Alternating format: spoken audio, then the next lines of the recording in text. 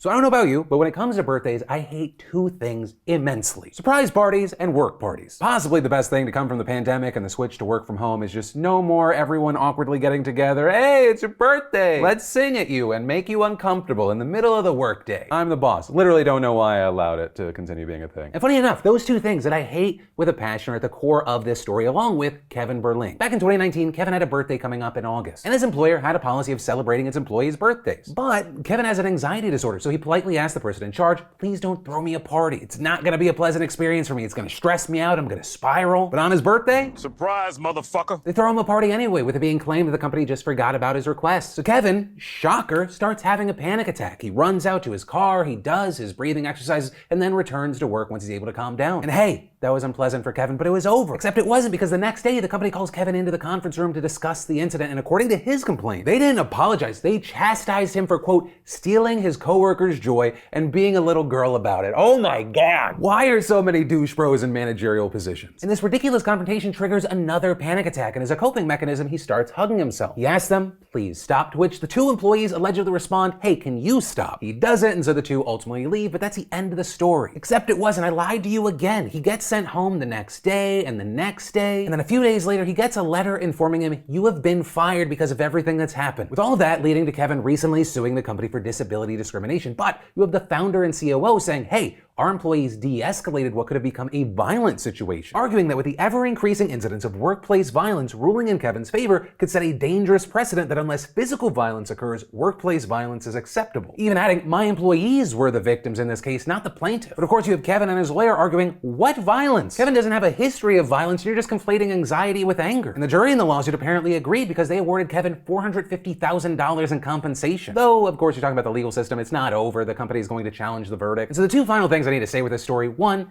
happy birthday, Kevin. I'm saying it from very far away. And two, just a friendly reminder, someone else's birthday is not about you. And really, same shit goes for any event that's not about you. Weddings are a great example. If the bride and groom make a decision, I don't want kids there, fuck your feelings, it's their event. And on that happy note, I just want to say, welcome back to the Philip DeFranco Show. I miss you beautiful faces over the weekend. Hit that like button and let's just keep this thing going. And then you had Mr. Beast, biggest creator in the world, coming under fire, with people accusing him of endangering and mentally abusing someone for a video. Right, when I heard that, I was like, oh shit, is Mr. Beast on some David Dobrik shit now? Did he launch Chandler to the moon, make him fight aliens against his will? No, though if he did put out that video, it'd easily get 200 million views. Rather, the video in question was $10,000 every day you survive prison. And in that video, you have this guy, Josh, and he's challenged to stay in a room alone for as long as he can, with every successful day resulting in $10,000, and he can get up to $1 million. With a small twist in the video being he's not just in solitary confinement at the beginning. In addition to having a private chef make him whatever he wants every day, he has a number of items that each day the crew can actually take away. With people pointing to specific moments where they're talking about, like, are you okay mentally? Oh, you broke the drum set. This makes me want to ask, mentally, are you okay? Yeah, I mean, actually got a lot of rage out, so now I'm feeling really loose. As well as at 18 days in, he's talking about his health. It's honestly like the lack of fresh air.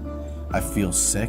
The doctor checked me out today. My throat's like kind of messed up. Slightly considered the possibility of pushing the button. Boo-hoo, I'm Josh. I'm making hundreds of thousands of dollars to lay in a room and do nothing. Okay, are you mocking me right now? But ultimately, spoiler alert, after 3 weeks, Josh leaves with $340,000 and a new fiancée because he actually popped the question once he was done. But despite the crazy amount of money, what seems to be a happy ending, you have this narrative popping up saying Mr. Beast and his team were endangering Josh's mental health, with him noting generally solitary confinement is a form of torture. However, I do have to say in this instance, I think it's a really stupid fucking argument. One, Josh, unlike every other instance of solitary confinement, got to choose when he left. Two, Mr. Beast's team and a doctor were actively checking on him. And three, even Josh himself has shut down this narrative, saying, and I can assure you that they had people watching over me 24/7, making sure that I was never in any danger, physically or mentally.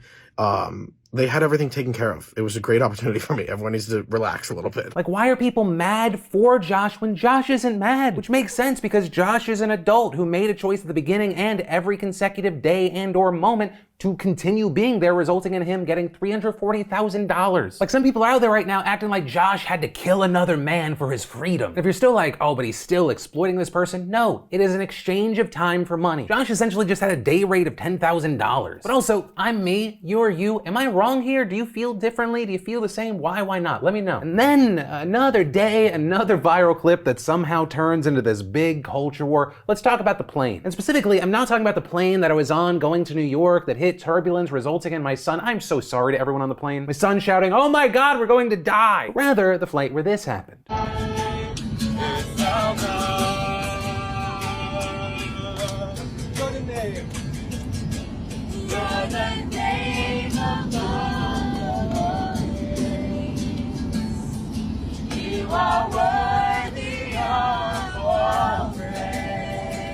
You got Christians playing a guitar and singing religious songs. You see some passengers sitting silently, others joining in, with that video caption "Worshipping Jesus 30,000 feet in the air" going viral over the weekend, getting over 30 million views just on that one single upload alone. And the video ended up popping up in headlines all over the place, but not just because it happened, but rather the reaction. With one of the main responses people are aiming at being from Representative Ilhan Omar, which is just one of 3 Muslims in Congress, and she provoked a storm of controversy by tweeting out, "I think my family and I should have a prayer session next time I'm on a plane. How do you think it'll end?" With the implication clearly being if Muslims try to do the same thing, people would think maybe they're terrorists or at least be way less friendly about it. And while you had people supporting that kind of thinking, it also resulted in a torrent of backlash. With tweets like, "I spent decades flying in the Middle East. This sort of impromptu singing would turn into arrests and imprisonment. I'll celebrate my freedoms here, you do you." As well as Ali Beth Stuckey writing, "Ilhan Omar asked how people would react if her Muslim family sang their worship songs on a plane. I don't know, but it's gotta be better than the reaction to Christian worship in her home country of Somalia, where Christians are slaughtered for praying in public." Though that drew some responses noting that she's a Somali refugee, but mainly asking, what's your point? She represents Americans in the United States House of Representatives. How does any of this have to do with Somalia? Others also coming to Omar's defense, saying she's not attacking Christians, she's just pointing out the hypocrisy. And then separate from the my religion, your religion fight that happened online, with others saying, it's not even about religion, that people are just invading other people's space on a plane. Or people just trying to exist, watch a movie, listen to some music, and all of a sudden they're a part of this prayer group. But with all that said, I want to now pass the question off to you. What are your thoughts on this story? And I know there were a number of angles to it. Do you think the singing was appropriate? Do you think Omar's tweet was appropriate? What would you have thought if you were on that plane? Personally, I don't think I would mind. I was raised Catholic. I went to Catholic school.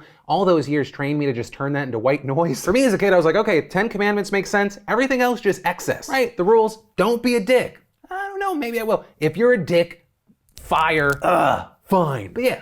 Thoughts? And then, if you happen to be getting your business off the ground or creating a place to share your homemade goods, your new favorite hobby, your current obsession, or even just a personal blog to get all those thoughts out of your head, no matter what you're doing, Squarespace, our fantastic sponsor of today's show, is there to help. Y'all, it's so easy. There's nothing to install, patch, or upgrade ever. Squarespace's all-in platform has made creating a beautiful website so incredibly easy. It's extremely intuitive and easy to use. And with their mobile-optimized websites, which are incredibly important, your content automatically adjusts so your content looks great on any device. Plus, with Squarespace, you get access to all their marketing tools, their analytics, and their award-winning customer care team via email or live chat 24/7. So if you want to check it out, see if it's right for you like it's been right for so many before you, start your free trial today over at squarespace.com/Phil. When you realize you love it, make sure you enter an offer code Phil to get 10% off your first purchase. And then in major media news, InfoWars and 2 other companies associated with Alex Jones filed for bankruptcy in Texas yesterday. And if you're someone that hates Alex Jones because of what he did to all those Sandy Hook families or the number of things you could list, don't celebrate too soon, and I'll explain. Right, so this move, it's not coming out of nowhere. It comes as InfoWars is currently facing multiple defamation lawsuits from Sandy Hook families, including 2 in Texas and Connecticut that he's already been found liable over. And for those in the class that have forgotten, these cases stem from his false claims that the 2012 school shooting, which left 20 children and 6 adults dead, was in his words, a giant hoax, a false flag operation carried out by crisis actors to create opposition to the Second Amendment. And in their suits, the victims' families say that they have faced years of emotional distress, harassment, and even death threats from fans of Jones who believed all of the falsehoods,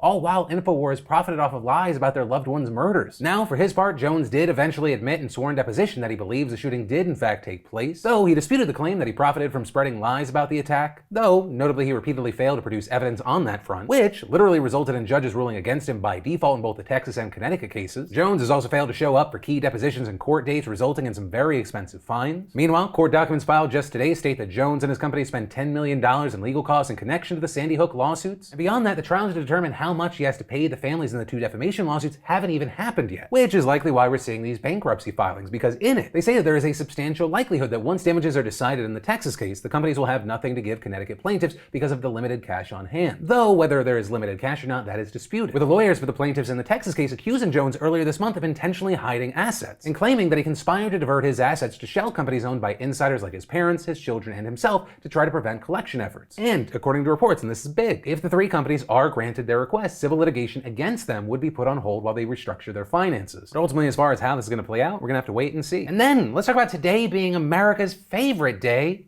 Tax Day. And if this is the first you've heard of today being Tax Day, you might already be fucked, and not in the fun way. And while Americans all over the country are scrambling to finish their filings, the Biden administration is celebrating by once again calling on Congress to give the IRS more money. Right, for months now, the agency has been sounding the alarm, warning that this tax season will be a notable mess and that Americans would see delayed refunds and poor service. This due to staff shortages, issues giving out pandemic aid, outdated systems, and a massive backlog of more than 20 million tax returns from past years. And y'all, get this, according to National Taxpayer Advocate Aaron Collins, a driving force behind the massive backlog of more than 20 million tax returns are due to the fact that the IRS has failed to adopt simple scanning technology. According to Collins, last year alone, the IRS received almost 17 million paper 1040 forms, over 4 million individual amended returns, and millions of paper business returns. And here's just the cherry on top. The agency's employees have to actually transcribe all of those paper returns manually. How? Scanning tech isn't new. I can take a photo with my phone and it recognizes all the text now. Like, are they even using calculators, or do they all have like an abacus? And this is an IRS specific problem. Over the past 2 decades, many tax agencies at the state level have already adopted these systems. But the IRS has largely been indecisive about introducing tech that could massively speed up their processes and free up employees for other essential work. But it appears that the issue also may be a funding issue. Right, according to a 2020 report from the Taxpayer Advocate Service, the IRS's budget was cut by nearly 20% from the 2010 fiscal year to the 2029 fiscal year when adjusting for inflation. And despite requests from top administration officials for more money, we saw Trump repeatedly put forth budgets that cut funding to the IRS. And while since taking office, the Biden administration has floated proposals of allocating $80 billion to the IRS over a decade, Republicans in Congress have repeatedly blocked attempts. So unless the midterms go completely different than how I'm expecting, like, this isn't going to get fixed for 2 to 3 years, and still probably even longer. But also, I feel like this wouldn't be a problem if we didn't have a stupid fucking tax system. Right, before you take a step to file your taxes, the US government has a general idea of how much you owe. But thanks to a bunch of well-paid but scumbag lobbyists, things are a shit show. So you, or the people you pay money, have to go, okay, well, how much do we, let's do math and then send it to the government and be like, is this right? When, and I'm super dumbing this down, in other countries, like, the government goes, hey, we think this is what you owe, and then you either pay it or you go, I don't think the numbers are right, and then you dispute it. But the scumbags at Intuit and H&R Block keep it complicated. Why wouldn't they, in a stupid political system where you're like, oh, this is kind of fucked up. If I get these guys, I give them money, I donate money, I lobby, while it's gonna inconvenience hundreds of millions of people, it puts money in my pocket that I can then give back to those politicians. But I guess the main point, everything is stupid, but you already know that. But ultimately, that is where that story and today's show ends. My name's Philip DeFranco, you've just been filled in. I love yo faces, and I'll see you tomorrow.